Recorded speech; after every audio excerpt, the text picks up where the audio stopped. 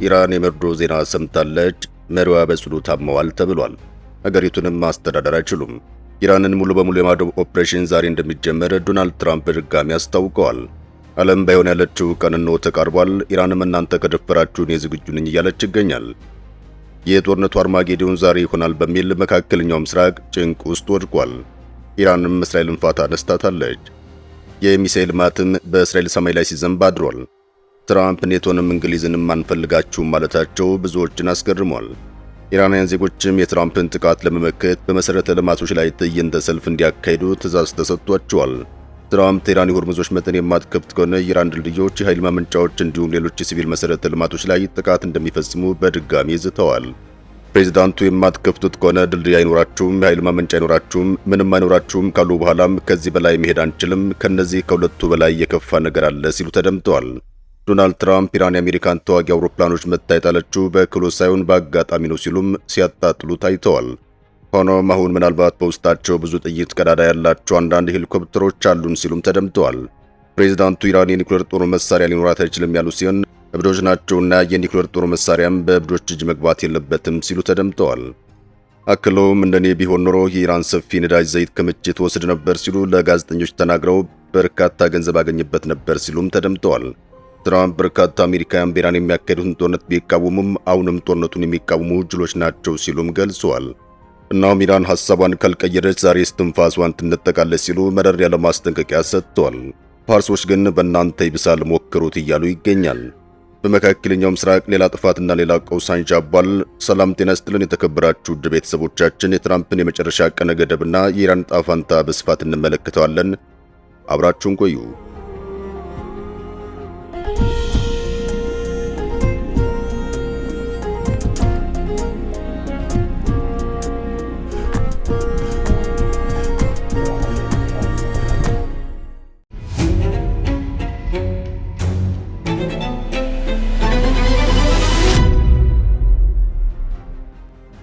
አስጨናቂው የትራምፕ ዛቻ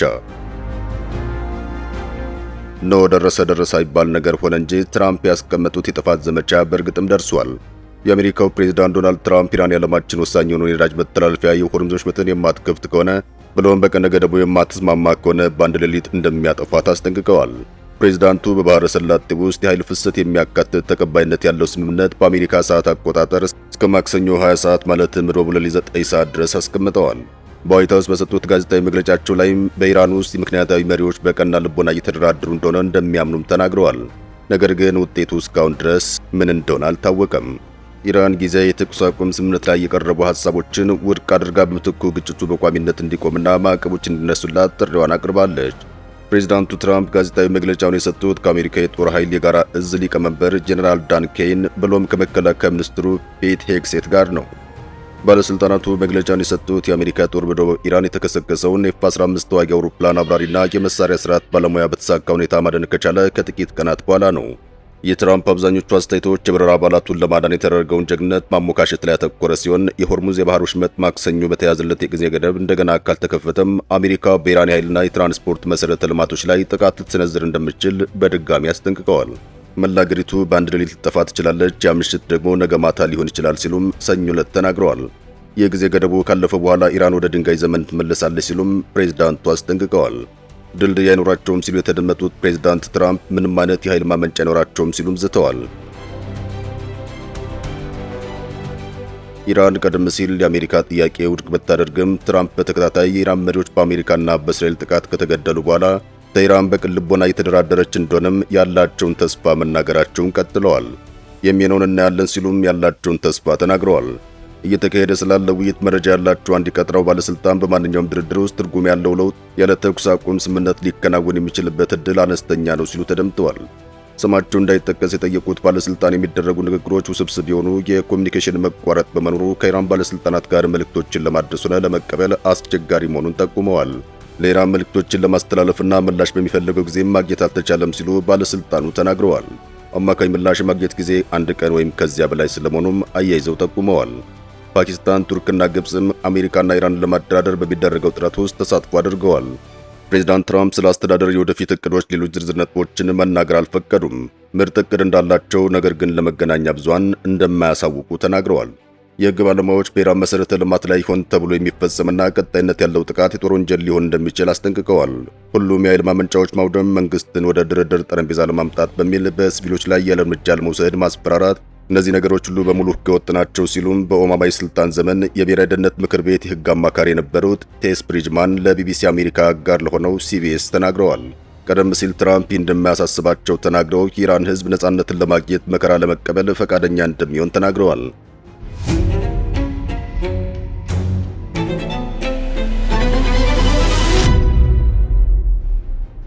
በሌላ በኩል ፕሬዝዳንቱ በግጭቱ ወቅት ለአሜሪካ ድጋፍ ማድረግ አልቻሉም ያሏቸውን ቁልፍ አጋሮቻቸውን ዩናይትድ ኪንግደም፣ ኔቶንና ደቡብ ኮሪያን ዳግም ትችት ሰንዝረውባቸዋል።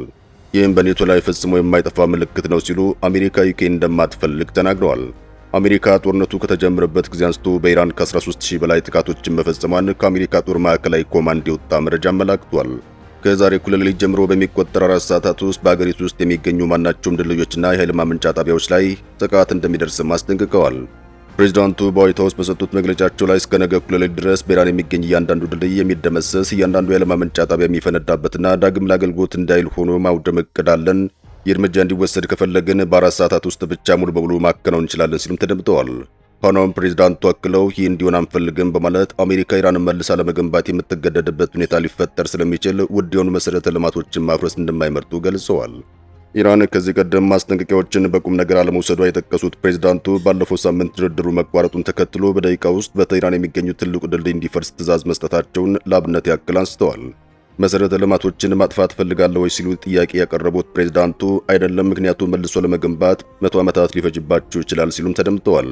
አሁኑኑ ጦርነቱ ቢቆም እንኳን ሀገሪቱ ወደነበረችበት ለመመለስ 20 ዓመታት እንደሚፈጅ፣ ይህም ሊሆን የሚችለው በአሜሪካውያን ጥበብ ብቻ እንደሆነም ገልጸዋል።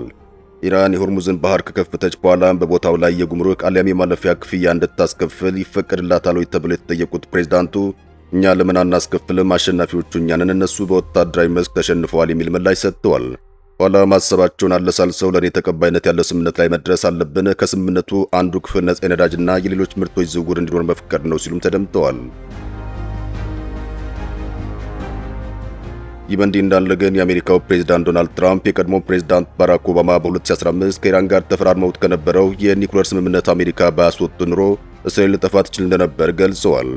ትራምፕ ይህን ሀሳባቸውን ትላንት ከእስራኤል ጠቅላይ ሚኒስትር ቤንያሚን ኔታንያሁ ጋር በነበራቸው ስልክ ቆይታ እንደነገሯቸውም በዋይት ሃውስ በሰጡት ጋዜጣዊ መግለጫ ላይ ይፋ አድርገዋል። ፕሬዝዳንቱ በመግለጫቸው ወቅትም አሁንም አብዛኞቹ አሜሪካን አይሁዶች ለዲሞክራቲክ ፓርቲ ፖለቲከኞች ድምፅ መስጠታቸው እጅግ አስገራሚ እንደሆነባቸው በድጋሚ ተናግረዋል። በኒውዮርክም ሆነ በሌላ የአገሪቱ ክፍል የምትኖር አይሁዳዊ ሆነህ እንዴት ለዲሞክራት ድምፅ እንደምትሰጥ ሊገባኝ አልቻለም፣ ምክንያቱም ኦባማ የመረጡት ኢራንን ነው ሲሉም ተችተዋል። በተጨማሪም ፕሬዝዳንቱ ኩርዶች በኢራን ጦርነት ውስጥ እንዲሳተፉ ይፈልጉ እንደሆነ ለቀረበላቸው ጥያቄም ምላሻቸውን ሰጥተዋል። በኩርዶች ላይ ጠንካራ ትችትም ሰንዝረዋል። ኩርዶች ከጦርነቱ እንዲርቁ መርጣለሁ፣ ምክንያቱም እነሱ ችግርና መከራን ይዘው ይመጣሉ፣ በራሳቸው ላይ ሞት ያመጣሉ የሚል ምላሽም ሰጥተዋል። ፕሬዝዳንቱ ቀደም ብሎ ባስተላለፉት መልእክታቸው ላይ አሜሪካ በኢራን ውስጥ ለሚገኙ ተቃዋሚዎች እንዲደርስ የሰጠችውን የጦር መሳሪያ ኩርዶች ለራሳቸው አስቀርተዋል የሚል ክስ ቢያቀርቡም ለዚህም ያቀረቡት ምንም አይነት ተጨባጭ ማስረጃ የለም።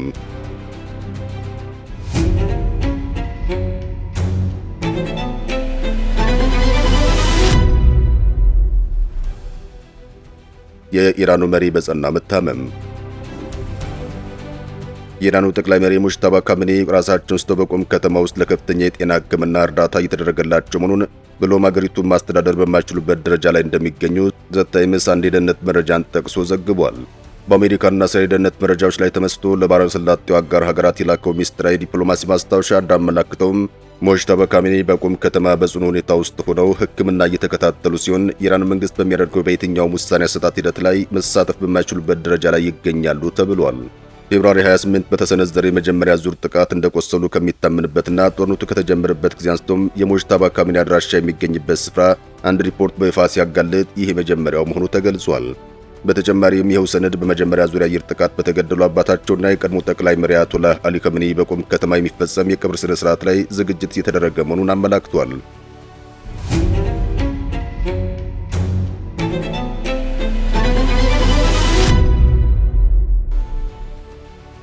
የኢራናውያን ቅድመ ዝግጅት ለትራምፕ ጥቃት።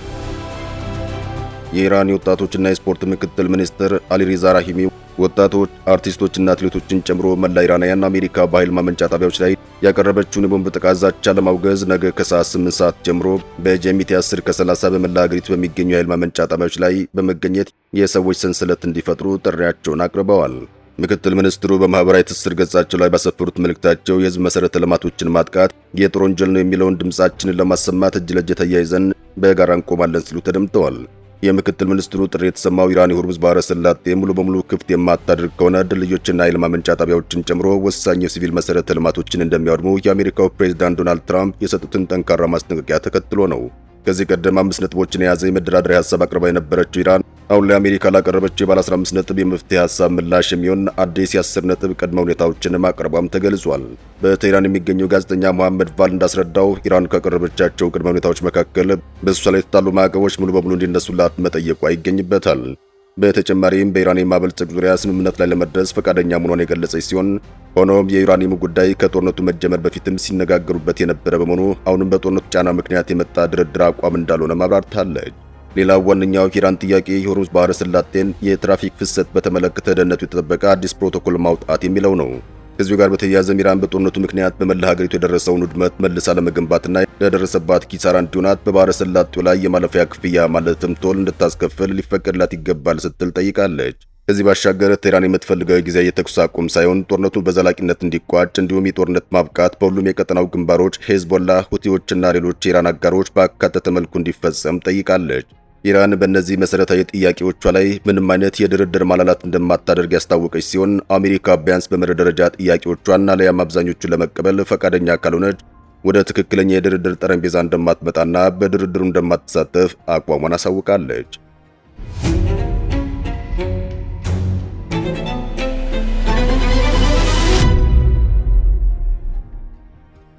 የመንግስታቱ ድርጅት ብርቱ ማስጠንቀቂያ ለዶናልድ ትራምፕ። የተባበሩት መንግስታት ድርጅት ዋና ጸሐፊ አንቶኒዮ ጉተሬዝ የአሜሪካው ፕሬዝዳንት ዶናልድ ትራምፕ በኢራን የሲቪል መሰረተ ልማት ላይ ጥቃት ለመሰንዘር የሚዝቱ ከሆነ ይህ ተግባር በዓለም አቀፍ ሕግ የተከለከለ መሆኑን አስጠንቅቀዋል። የዋና ጸሐፊው ቃል አቀባይ ስቴፋን ዱቻሪች ሰኞ ዕለት በሰጡት መግለጫቸው ላይ እንደ ድልድይና ኃይል ማመንጫ ጣቢያዎች ያሉ የሲቪል ተቋማት ማጥቃት በዓለም አቀፍ ሕግ የተከለከለ መሆኑን አስታውቀዋል። ቃል አቀባይ አክለውም አንድ የሲቪል መሰረተ ልማት እንደ ወታደራዊ ኢላማ ሊቆጠር ቢችል እንኳን ጥቃቱ በሲቪል ዜጎች ላይ ከፍተኛና ተመጣጣኝ ያልሆነ ጉዳት የሚያደርስ ከሆነ የተከለከለ ነው ብለዋል። ይህ የትምህርት ማስጠንቀቂያ የተሰማውን ፕሬዝዳንት ዶናልድ ትራምፕ ኢራን የሆርሙዝ ባህረ ሰላጤን ካልከፈተች ነገ ማክሰኞ እኩለ ሌሊት ጀምሮ በሚቆጠር 4 ሰዓታት ውስጥ በአገሪቱ ውስጥ የሚገኙ ማናቸውም ድልድዮችና የኃይል ማመንጫ ጣቢያዎችን ለማውደም የሚያስችል ወታደራዊ ዕቅድ እንዳላት መናገራቸውን ተከትሎ ነው። ዱቻሪችም እንዲህ ያሉ ጥቃቶች የጦር ወንጀል ስለመሆናቸው የሚወሰነው ፍርድ ቤት መሆኑን ገልጸው ሆኖም በማንኛውም የሲቪል መሰረተ ልማት ላይ የሚሰነዘር ጥቃት ግልጽ የሆነ የዓለም አቀፍ ሕግ ጥሰት መሆኑን አረጋግጠዋል።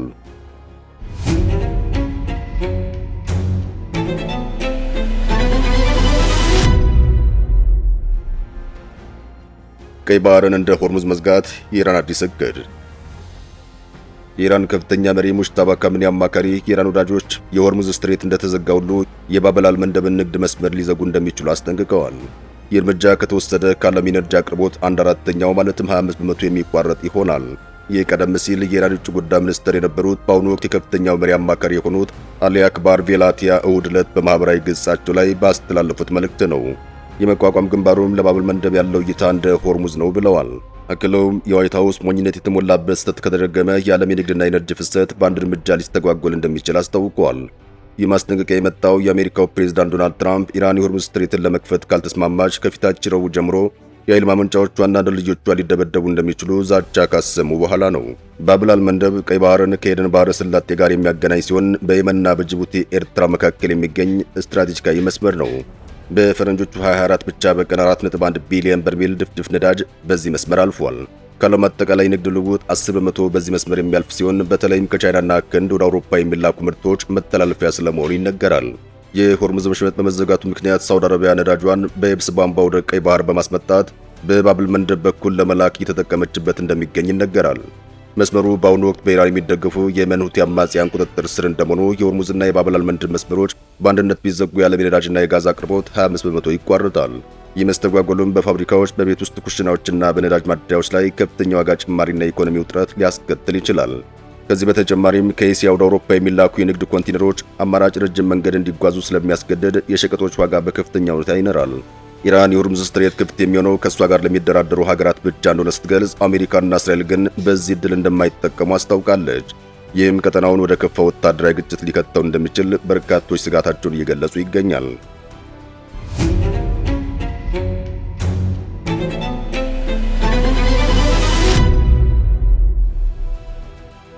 ጦርነቱ ያስከተለው የኑሮ ውድነትና የአይኤምኤፍ ማስጠንቀቂያ። በመካከለኛው ምስራቅ የተቀሰቀሰው ጦርነት በዓለም አቀፍ ደረጃ የዋጋ ንረት እንደሚጨምርና የኢኮኖሚ እድገትን እንደሚያቀዛቅዝ የዓለም አቀፍ የገንዘብ ድርጅት ዋና ዳይሬክተር ክሪስታሊና ጆርጂየቫ አስጠነቀቁ። ድርጅቱ በቀጣዩ ሳምንት ይፋ የሚደረገውን የዓለም ኢኮኖሚ ትንበያ አስመልክቶ ለሮይተርስ በሰጠው መግለጫ ላይ ጦርነቱ በአሁኑ ወቅት በአስቸኳይ ቢቆም እንኳን የደረሰ የኢኮኖሚ ጉዳት በቀላሉ ለመቀልበስ እንደማይቻል ገልጸዋል። አይኤምኤፍ በፍልሚያው የዓለም ኢኮኖሚ ጥናት ላይ ቀደም ሲል የነበረው የኢኮኖሚ እድገት ትንበያ ዝቅ እንደሚያደርግና የዋጋ ንረት ግምቱን ደግሞ ከፍ እንደሚያደርግ ይጠበቃል። ድርጅቱ ከጦርነቱ በፊት እንደ አውሮፓውያን አቆጣጠር በ2026 የዓለም ኢኮኖሚ በ3.3 በመቶ፣ በ2027 በ3.2 በመቶ ያድጋል የሚል ተስፋ የነበረው ቢሆንም አሁን ግን ሁሉም መንገዶች ወደ ከፍተኛ የዋጋ ንረትና ዝቅተኛ የኢኮኖሚ እድገት ያመራሉ ሲሉም ጆርጂየቫ ተናግረዋል።